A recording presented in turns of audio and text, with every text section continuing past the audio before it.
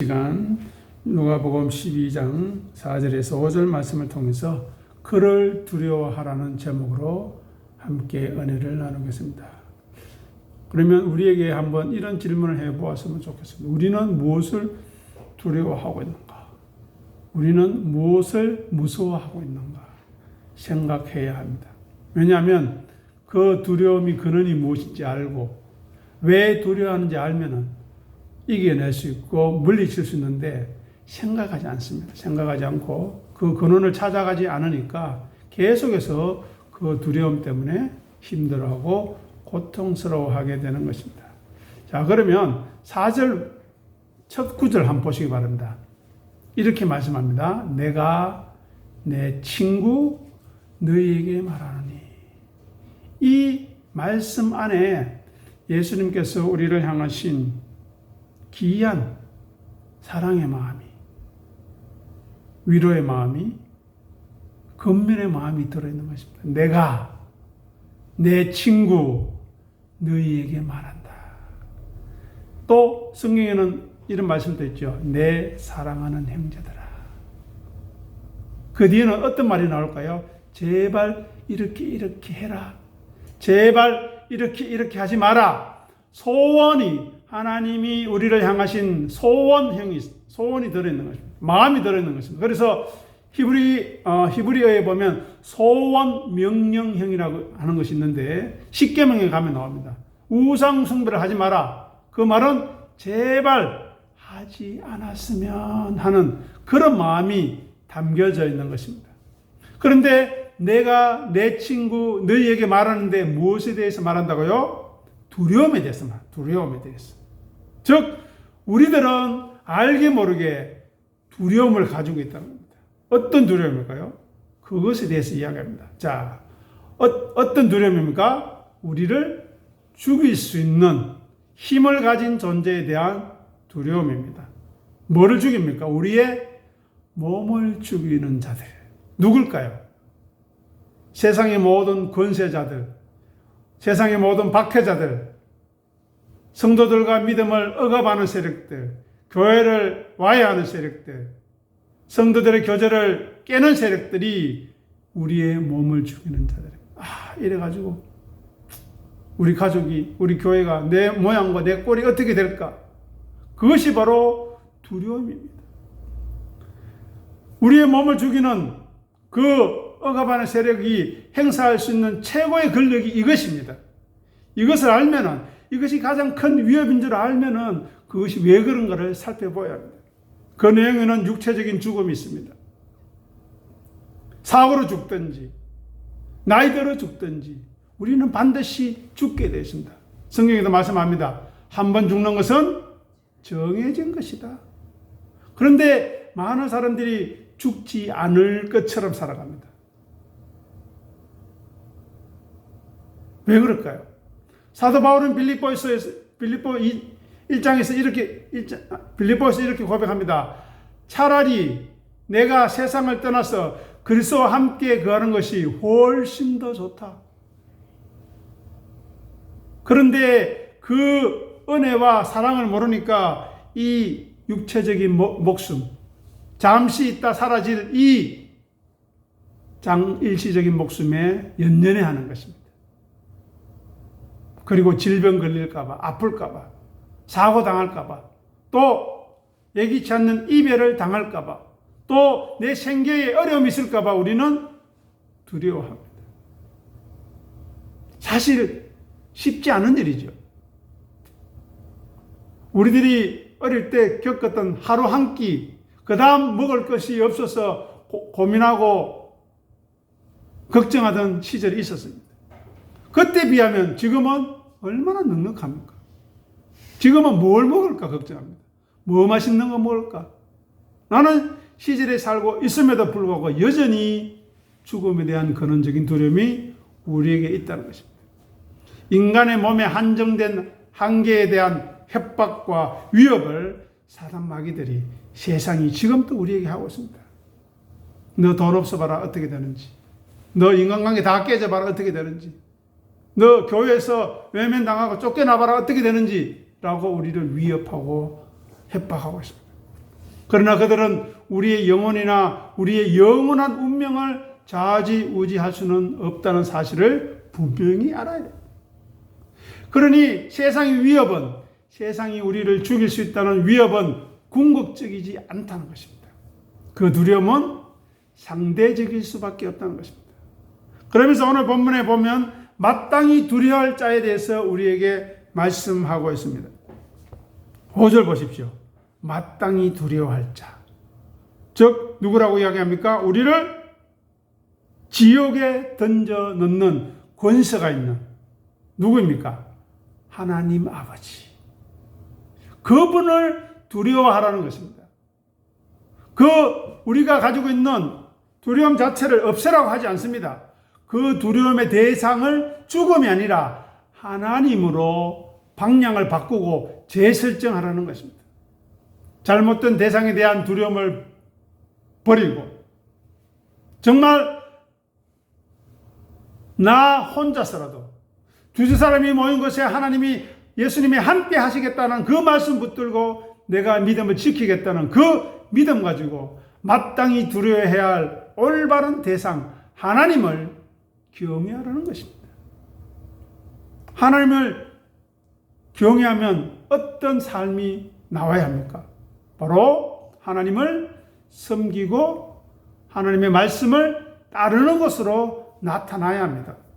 그래서 유대인들은 모세를 통해서 하나님께서 계시해 주신 율법을 지키려고 그렇게 목숨을 바쳤던 것입니다.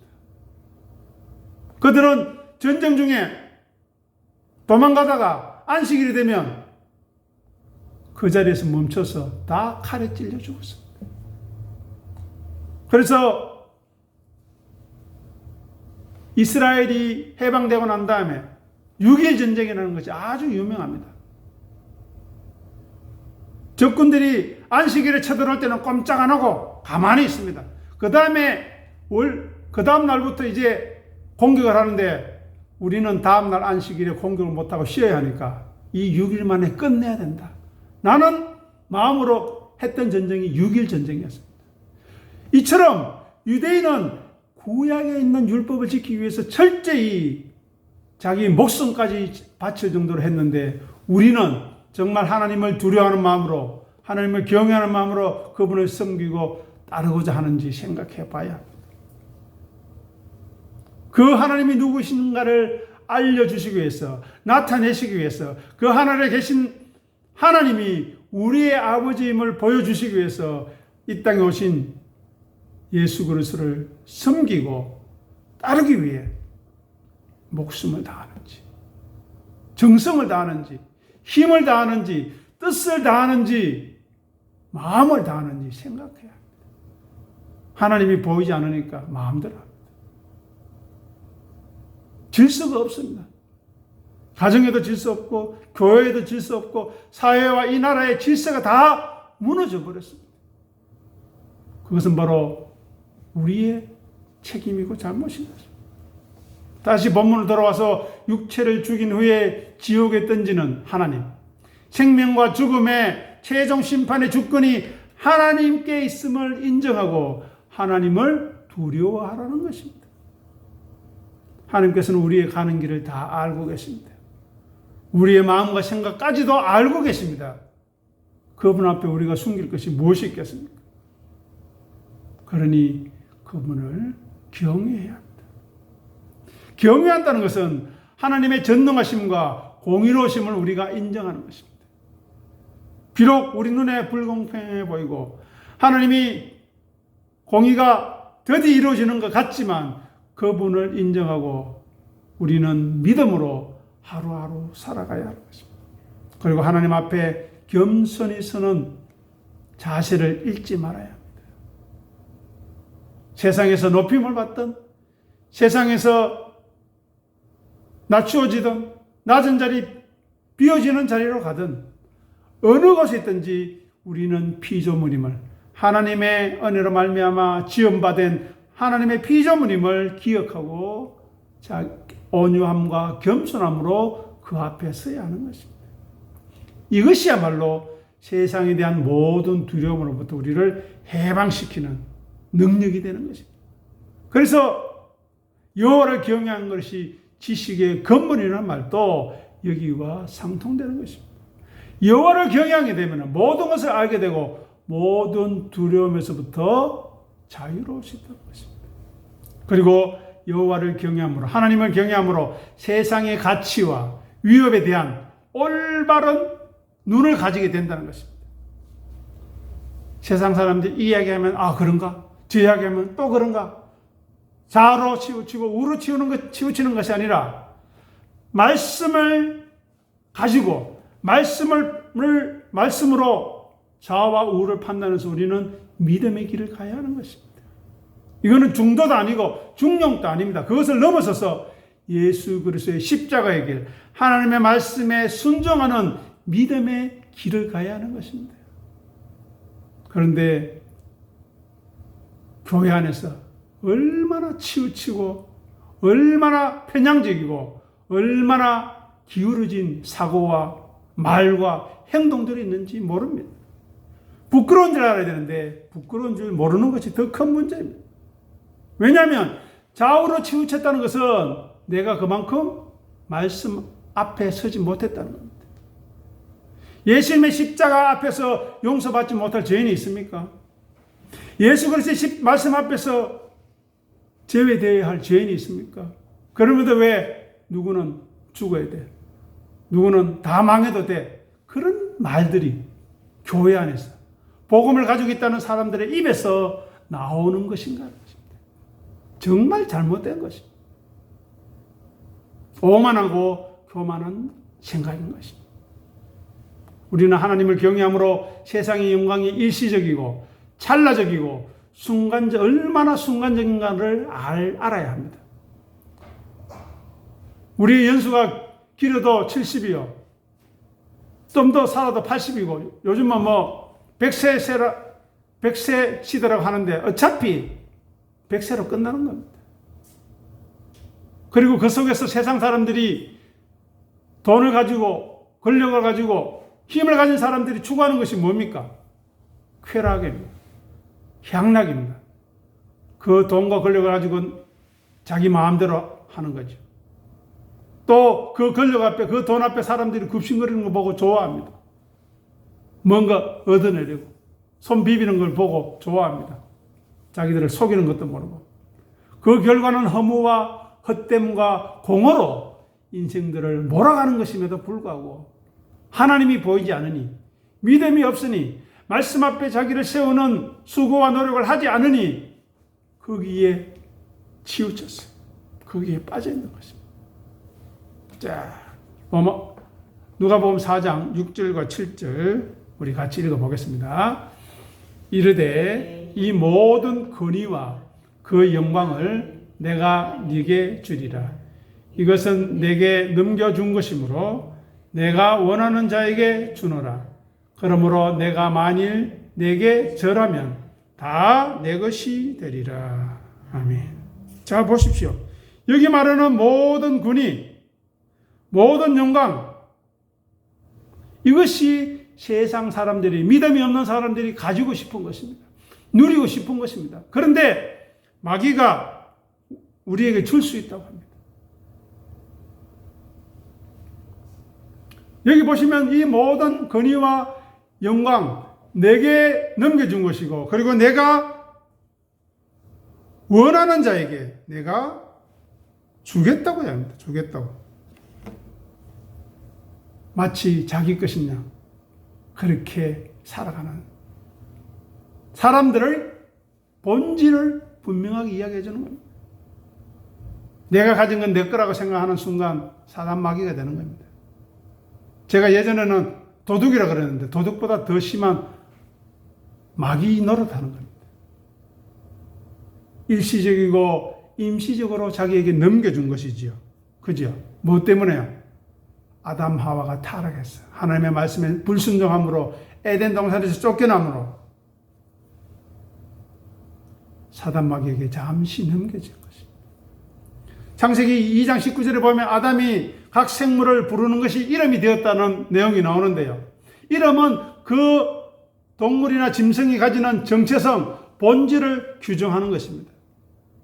그 특징과 특색을 잘 살펴서 이름을 명명하는 것이고, 지금 이 세상에서도 학명이라는 것이 있는데 그 동식물의 특징을 잘 살펴서 학명을 짓는 것입니다. 즉 아담은 모든 자연에 대한, 모든 환경에 대한 주도권과 축복권을 가지고 있었음에도 불구하고 그것을 사단 마귀에게 넘겨주는 꼴이 된 것입니다. 그런데 그 잠시 넘겨준 것을 우리가 관심을 가지고 거기에만 마음을 둔다면 어떻게 되겠습니까? 타락한 이후에 사단 마귀는 요한복음 12장 31절에서는 세상의 임금이라고, 에베소서 2장 2절에 보면 공중 권세 잡은 자라고, 고린도후서 4장 4절에 보면 이 세상의 신이라고 그렇게 군림하고 있습니다. 그런데 누가복음 4장 6절에서 보듯이 원래 자기 것이 아니지요. 일시적으로 넘겨지고 맡겨진 것이고 잠시 유예된 것입니다. 권세의 원주인은 하나님이십니다. 그것을 마귀가 스스로 인정하는 것이죠. 이것은 내 것이다가 아니라 이것은 내게 넘겨준 것이다. 궁극적인 주권은 하나님께 있음을 우리는 분명히 알아야 합니다. 인간의 불순종으로 말미암아 사단 마귀에게 잠시 위임된 권위와 영광일 뿐입니다. 그리고 하나님의 주권 안에서 이것은 제한적으로 사용될 수밖에 없습니다. 하나님의 뜻을 어설히 거역하거나 하나님을 배반하는 용도로 사용할 수 없다는 것입니다. 그러니 우리는 사단 마귀를 두려워할 이유도, 그가 주장하는 죽음을 두려워할 이유도 없다는 것입니다. 그런데 보십시오. 7절을 보면 만일 네가 내게 절하면 이야기합니다. 내게 항복하면 하나님 대신에 예배의 대상으로 자기를 삼으라는 겁니다. 예배보다, 말씀보다, 기도보다 생계에 더 집착하는 겁니다. 돈에 더 집착하는 겁니다. 권력과 명예에 더 집착하라는 겁니다. 이것은 바로 하나님의 영광을 가르치는 신성 모독적인 요구입니다. 잘 생각해 보십시오. 우리는 사단 마귀에게 절하고 있지 않는가? 이것을 모르니 회개할 수도 없고 회개할 필요성도 못 느끼는 겁니다. 이렇게 세상 권력의 이중적인 본질을 우리는 잘 알고 있어야 합니다. 마귀가 세상 권세의 주인이라고 주장하는 것은 교활한 반쪽 진실입니다. 반쪽이죠. 왜냐? 세상의 모든 권세는 근본적으로 하나님으로부터 나온다고 로마서 13장 1절에서도 사도 바울이 이야기하고 있기 때문에, 타락한 죄로 인해서 타락한 이 세상에서는 하나님의 뜻을 거스리고 불의와 우상 숭배하는 일이 비일비재하게 나타나고 있습니다. 이 일은 계시록에서 우리가 살펴본 바가 있지만 온 천하를 깨는 사단 마귀의 역사이기 때문입니다. 어떻게 교회에서 그런 일이, 어떻게 인간이 그런 일을, 어떻게 그런 말을, 그런 행동을 할 수 있느냐고 우리가 말하고 그렇게 비난할 수 있는데 그런 일이 일어난다는 것입니다. 최근에 어제 뉴스 요즘은 난리 났는데요. 캄보디아에서 고에게 월급을 준다고 꼬셔서 사람을 학대하고 폭력을 일삼고 그래서 불법적인 일을 행하게 하는 그런 일들이 얼마나 많습니까? 우리나라 사람들은 300 몇 명 넘는다 하는데 인도인들은 1000명이 넘는답니다, 지금. 그 정도로 불법이 행행하고 있는 이 세상입니다. 타락한 측면을 악한 것들이 장악하고 있고 사단 마귀가 모든 영광의 주인인 것처럼 행시하고 있는 것입니다. 하나님을 믿는 믿음을 포기하고 믿음이 밥 먹여주냐? 라고 이야기하면서 마귀가 지배하는 세상 방식을 따르라고 우리를 유혹하고 미혹하고 현혹하고 있습니다. 교회 나가서 예배하면 안 들으면 아무 일 없지만 네가 가진 돈 다 잃어봐라. 어떤 일이 생겨나는가? 그렇게 우리에게 협박하고 위협합니다. 또 십자가의 고통 없이 내게 한 번만 절하면 세상 모든 왕국을 차지하게 하겠다고 이야기합니다. 정말입니까? 진실입니까? 줄 수 있겠죠. 하지만 그 끝은 무엇입니까? 일시적이고 잠시적인 것이기 때문에 멸망으로 끝나는 것입니다. 예수 그리스도의 십자가의 죽음과 고통으로 우리 인류를 구원하고 우리들을 구원했는데 예수 그리스도의 메시아적 사명을 거부하는 유혹이 바로 누가복음 4장 6절과 7절의 이야기인 것입니다. 내게 절하면 너 안 죽어도 돼. 십자가 질 필요 없어. 영광과 모든 권위를 내가 다 줄 것이라고 예수님에게조차 사단 마귀가 이렇게 시비를 거는 것입니다. 그런데 안타깝게도 작금의 교회에서는 고난은 예수님께서 다 받으셨기 때문에 우리에게는 고난이 필요 없고 우리는 영광만 누리면 된다고 거짓말을 하는 거짓 목자들이 교회에서 횡행하고 있습니다. 또 그 말에 무지한 교인들은 아멘이라고 화답하고 있습니다. 어떻게 해야 되겠습니까? 예수님의 십자가는 힘과 지배를 통해서 세상을 통치하는 방식이 아니라 섬김과 자기 희생을 통해 이루어지는 하나님 나라와 통치에 대해서 말하고 있는데 그 영향력이 점점 더 사라지고 있습니다. 아니 우리의 삶 속에서조차 사라지고 있는 안타까운 현실입니다. 다음으로 누가복음 4장 8절 읽어보겠습니다. 예수께서 대답하여 이르시되 기록된 바 주 너희 하나님께 경배하고 다만 그를 섬기라 하였느니라. 아멘. 다만 어떤 상황에서나 어떤 대가를 치르더라도 예배와 섬김의 유일한 대상은 오직 하나님뿐이라는 것입니다. 그리고 이 제단에서 하나님의 말씀이 올바로 전거되어지고 그 말씀이 하나님이 기뻐하시는 말씀이라면 그 종을 두려워할 줄 알아야 돼요. 그 종을 섬기라든가 그 종에 대해서 어떤 인간적인 대우를 하라는 것이 아닙니다. 두려워하는 마음으로 하나님 말씀 앞에 우리 스스로를 세워야 한다는 것입니다. 그래서 듣는 사람뿐만 아니라 저도 이 말씀 앞에 두렵고 떨림으로 서는 것입니다. 그런 모습 없이 우리는 절대 하나님을 경외한다 말할 수 없을 것입니다.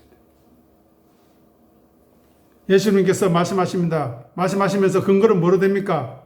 기록된 바 성경을 근거로 됩니다. 여기서 쓰여진 그라포는 완료 수동입니다. 완성되었다는, 즉 과거에 기록되었고 지금도 그 효력이 유효하다는 말씀입니다. 기록된 바. 영원 불변하신 하나님의 말씀에 근거해서 우리에게 부탁하는 겁니다. 오늘 본문 앞에 다시 보십시오. 내가 내 친구 너희에게 말하느니 주 너희 하나님께 경배하고 다만 그를 섬기라. 여기에 대한 아멘에 있어야 합니다. 그리고 우리의 말과 행동도 거기에 부합될 수 있도록 도와달라고, 은혜 달라고 기도하고 기도해야 합니다. 또 우리가 그런 모습이 나타나지 않을 때 어떻게 해야 된다 그랬습니까? 도망하고 싶는 것이 아니라 인정하고 항복하고, 지금 내 모양이 이 정도밖에 되지 않습니다. 주님 불쌍히 여겨주십시오. 나를 도와주십시오. 나를 지켜주십시오라는 은혜를 구하는 자리에 우리 모두가 서야 하는 것입니다. 그래서 우리는 성경의 절대적인 권위를 인정할 뿐만 아니라 그 말씀 앞에 순종하고자 하는 삶을 견지하는 것이 하나님을 경외하는 것이고, 예수님을 섬기고 따르는, 자기를 부인하고 자기 십자가를 지는 일임을 생각해야 합니다. 자기를 부인하고 자기 십자가를 지라고 하니까 죄된 인간들이 무조건 거부합니다. 왜 나를 부인해야 되냐? 자기를 긍정하고 자기에 대한 무한한 신뢰를 가지고 살아가야 되지. 무슨 소리 하느냐고 인본주의자들이, 믿음 없는 자들이 설칩니다. 하나님 앞에 자기를 부정하는 것은 자기를 긍정하는 것입니다. 하나님 앞에서 자기 십자가를 지는 것은 영생을 약속받는 것인데 왜 그것을 우리가 마다하겠습니까? 그러니 우리는 말씀의 안에 숨겨진 그 역전 현상, 그거를 잘 캐치해야 돼요. 하지 말라고 하시는 그 말씀 앞에 왜 하지 말아야 하는지, 하라고 하는 그 말씀 안에 왜 해야 하는지, 하나님의 말씀을, 하나님의 마음을 알아볼 수 있는 그러한 믿음의 사람으로 든든히 서감으로 오늘 5절 마지막에 보십시오. 두 번이나 강조하지요. 지옥에 던져 넣을 수 있는 그를 두려워하라. 한 번. 내가 참으로 너에게 이르노니, 강조하면서 어떻게 해요? 그를 두려워하라. 강조하는 왜요? 이것이 우리의 믿음의 본질이요, 우리의 믿음의 방향이요, 믿음의 길이요, 우리의 처음이자 마지막이기 때문입니다. 하나님을 두려워하지 않는데 무슨 성김이 있으며, 하나님을 두려워하지 않는데 무슨 믿음이 있으며, 하나님을 두려워하지 않는데 도대체 무슨 가정의 질서와 교회의 질서와 사회의 질서가 있겠습니까? 스스로 속이는 일입니다. 그를 두려워하고 또 세상의 권세나 죽음을 두려워하지 않을 수 있는 그 귀한 은혜가 우리의 삶 가운데 풍성하기를 간절히 소원합니다. 기도하겠습니다. 아버지 하나님, 은혜를 감사합니다. 이 땅에 우리의 생명을 허락하여 주시고, 이 생명으로 말미암아 하나님을 알게 하시고 예수 그리스도의 십자가의 은혜를 믿게 하신 것 감사합니다. 이 모든 것이 하나님의 주권적으로 이루어진 일이며 불가항력적인 은혜로 말미암은 것임을 생각할 때마다 감사하고 감사합니다. 그리할진대 밧세바와 간음하고 우리아를 죽인 다윗조차도 용서해 주시고, 성도들을 죽이고 교회를 핍박하고 많은 사람들을 사로잡기 위하여 다메섹으로 갔던 사울조차 용서하시고 주의 종으로 세웠던 하나님의 은혜가 지금 우리에게도 임하고 있음을 생각하고, 우리의 부족함과 우리의 연약함과 더러움과 악함과 못남 속에서도 하나님의 은혜 앞에 무릎 꿇는 다윗처럼, 바울처럼 주 앞에 항복하는 놀라운 믿음의 삶을 살아가서 우리가 이 세상의 삶을 모두 마치고 죽음 앞에 서는 그날, 아멘, 주 예수여 어서 오시옵소서, 감사와 찬송으로 두 팔 벌려 우리를 환영하는 주님의 모습에 기쁨의 눈물 흘리는 우리들이 다 되게 도와주시옵소서. 감사하며 우리 주님 예수 이름으로 간절히 기도합니다. 아멘.